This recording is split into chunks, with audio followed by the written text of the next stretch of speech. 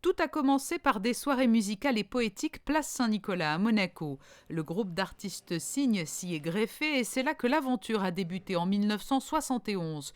Une aventure qui durera ensuite 4 années, ponctuée d'interventions dans des lieux publics.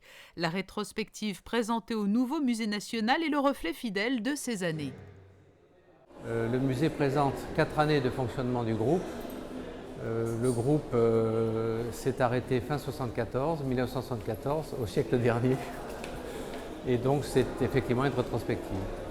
C'est 1 an et demi de travail, mais une occasion extraordinaire de présenter une époque magique où il n'y avait pas de chômage, où il y avait énormément de créativité dans tous les domaines de la société et donc dans l'art, où nous avons travaillé d'une manière collective, anonyme, sans ego, en essayant de ne pas avoir trop d'ego.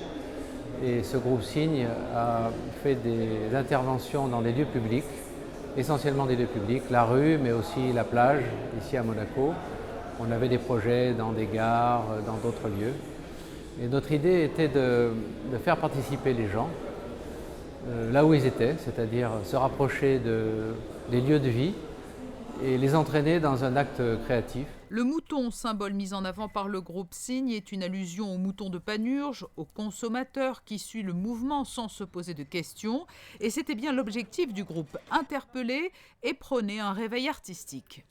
C'était une forme d'art qui réagissait contre l'art officiel, les galeries, le musée, et surtout le diktat des Parisiens, je dirais, voulait montrer qu'il y avait des artistes présents en province. Tous ces groupes se sont créés dans cette mouvance. Et donc, bon, beaucoup de choses ne sont plus là, mais on avait les documents pour les reconstituer. On a quand même gardé certaines choses, certains documents, pas mal de photographies, heureusement, d'affiches originales, etc.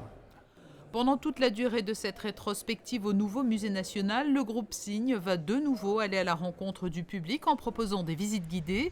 Des ateliers seront également organisés autour de la fabrication de montgolfières en papier de soie multicolore avant un lâcher dans le ciel monégasque.